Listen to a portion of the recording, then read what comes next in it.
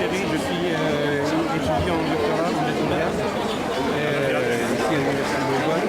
Je suis d'origine iranienne et le rassemblement d'aujourd'hui c'est en fait pour protester contre la peine de mort et surtout la lapidation qui est la forme la plus cruelle, la plus brutale de cette peine et qui est toujours appliquée en Iran. La personne en cause, c'est une femme qui est accusée d'être adultère et qui, d'après des fausses accusations, aurait commis un crime qui serait le meurtre de son mari avec l'aide de son amant. Vous pensez qu'aujourd'hui, il n'y a que la protestation dans le monde entier des pays occidentaux qui pourraient la sauver, oui, tout à fait. Parce qu'à l'intérieur, si vous voulez, on n'a aucun secours. Presque tous les activistes des droits de l'homme ont été obligés de quitter le pays clandestinement, notamment son avocat qui s'appelle Mohamed Mostafaï, qui était avocat des mineurs de moins de 18 ans, qui était aussi menacé de l'exécution et qui s'est récemment réfugié en Norvège. Donc l'attention internationale est en fin de compte notre seul secours aujourd'hui, parce que les organisations de la défense des droits de l'homme sont dans une situation incroyablement difficile en Iran.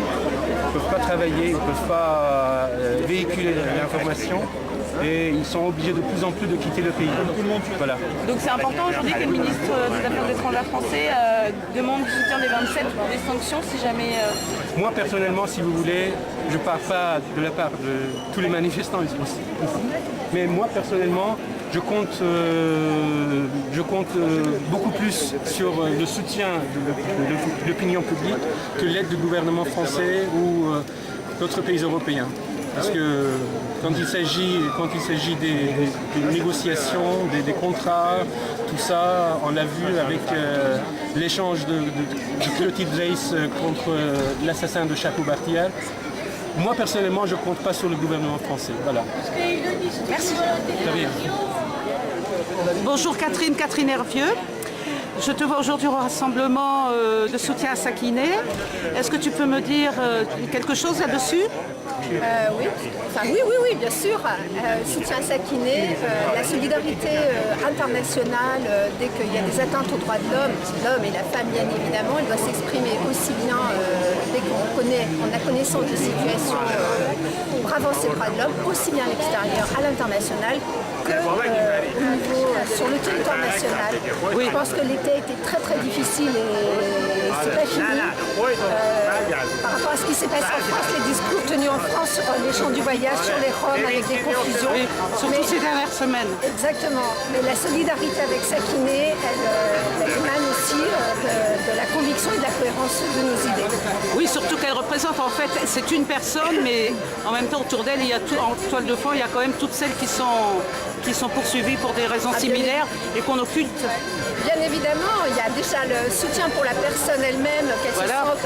On espère que les mobilisations dans toutes les villes en France et en Europe et à l'international, ces mobilisations vont arriver jusqu'à elle pour qu'elle tienne le coup, que son avocat tienne le coup et se sente aussi porté par la mobilisation. Mais bien évidemment, au-delà de Sakineh, il y a toutes les autres femmes et toutes les personnes dont les droits sont complètement balayés. Merci beaucoup. Bonjour, est-ce que tu peux te présenter et dire pourquoi tu es ici, pourquoi on te trouve aujourd'hui à ce rassemblement?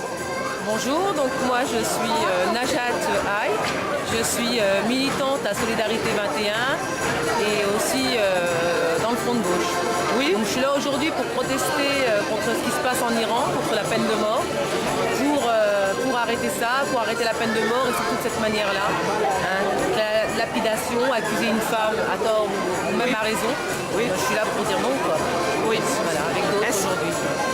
Il y a une mobilisation nationale. Est-ce que tu penses que la pression des divers mouvements en France autant qu'à l'étranger, ça peut faire inverser cette situation? J'écoutais tout à l'heure le copain iranien parler qui disait qu'aujourd'hui il comptait que sur l'opinion publique et je suis d'accord avec lui. Vu ce qui se passe aujourd'hui en Europe et dans le monde, il faut vraiment compter sur l'opinion publique pour essayer d'inverser les choses, quoi. Oui, c'est de là que viendra le changement à mon avis, c'est important qu'on arrête ça. j'ai vu qu'il y avait des contre-infos qui circulaient sur la situation, sur cet événement qui disait qu'en fait c'était quelque chose qui visait essentiellement à casser un système. La situation de Sakineh, elle est pourtant bien réelle. Non, elle est pourtant bien réelle et c'est une femme qui risque d'être tuée Bah oui, c'est ça qu'il faut dans les dire mois à aussi. venir. Hein. Donc, Exactement. moi j'ai pas vu je ne me suis pas trop encore intéressée j'ai pas vu passer les contre-vérités, mais je pense pas, là il y a beaucoup de gens qui sont passés, qui ont signé les pétitions et qui savent que c'est une réalité en Iran aujourd'hui, quoi. Voilà, donc moi je suis contre la peine de mort et pas qu'en Iran et partout où elle a Très lieu. bien. Je te remercie beaucoup. De rien. Au revoir. Au revoir. Bonjour Laurent, tu peux te présenter s'il te plaît et me dire la raison de ta présence aujourd'hui? Donc Laurent Guillaume, adjoint au maire de Dijon, qui est responsable du PS également à Dijon. Donc en fait si je suis présent, c'est tout simplement pour défendre les droits de l'homme et parce que ce qui se passe aujourd'hui dans cette situation particulière, c'est quand même la mise en danger d'une femme et je pense qu'on se doit, nous, Européens, justement, de se mobiliser pour aussi des causes internationales et le respect, bien sûr, des femmes et des hommes qui sont menacés dans leur pays. Oui, bien sûr. C'est le cas aujourd'hui. Donc j'espère qu'il y aura plus de monde, puisque on n'est pas très nombreux. C'est une première. Donc, on espère qu'on sera encore plus nombreux dans les semaines qui viennent et les jours qui viennent, parce que c'est aujourd'hui qu'il faut se mobiliser en fait. Voilà, d'accord. Je te remercie beaucoup. À l'appel du comité international contre les lapidations qui invitait 100 villes dans le monde à manifester pour Sakineh et contre la lapidation. Aujourd'hui, 110 villes dans le monde ont répondu à l'appel. 9 villes françaises ont répondu à l'appel.